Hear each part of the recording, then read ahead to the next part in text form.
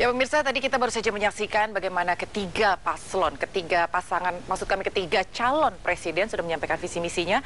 Mas Noto, tadi kita terputus di Anda. Tadi sudah disampaikan dari capres Anda, redefinisi untuk politik bebas aktif. Kemudian tadi dari calon nomor 1 menyampaikan juga bagaimana mengembalikan Indonesia untuk kemakmuran dunia, dan juga tadi dari nomor 2 bagaimana tetap memperkuat pertahanan Indonesia di dalam politik luar negeri. Ada tanggapan dari Anda? Yap. Saya kira tadi Pak Ganjar sudah sangat baik membagikan ide-ide baru dalam konteks topik ini ya. Dan salah satunya misalnya IKN menjadi pusat navigasi strategis ekonomi politik di kawasan.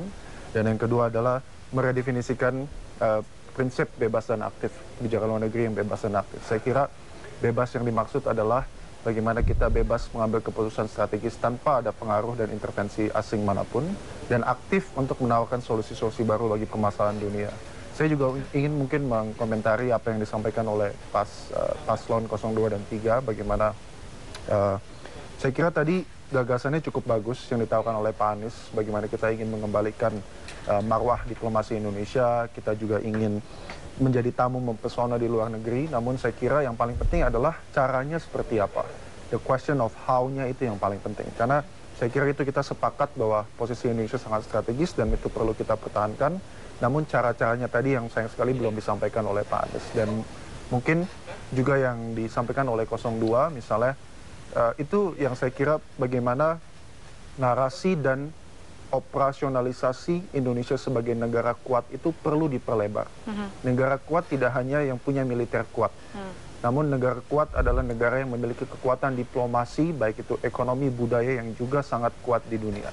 Dan itu yang tadi Pak Ganjar sampaikan, memperkuat Foreign Policy Agency atau agen-agen kebijakan luar negeri Indonesia, baik itu diplomat maupun diaspora dan yang lainnya, itu menjadi kunci menumbuhkan kekuatan Indonesia secara utuh. Jadi saya kira tidak bisa secara sempit militer sama dengan Indonesia negara kuat. Jadi itu yang saya kira kalau kita semuanya harus berjalan berbarengan. Iya, dan ya semuanya harus berjalan secara berbarengan, secara komprehensif. Mas Hamdan, tadi dari Mas Anies menyampaikan bahwa tentang Kemenhan yang ironinya itu dihack.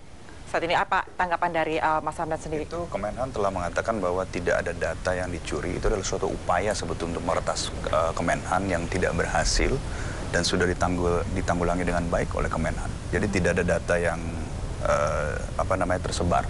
Jadi ini kan menunjukkan kesiapan dari Kemenhan, dan juga kedepannya tentu akan ada persiapan-persiapan penanggulangan yang lebih baik lagi. Gitu.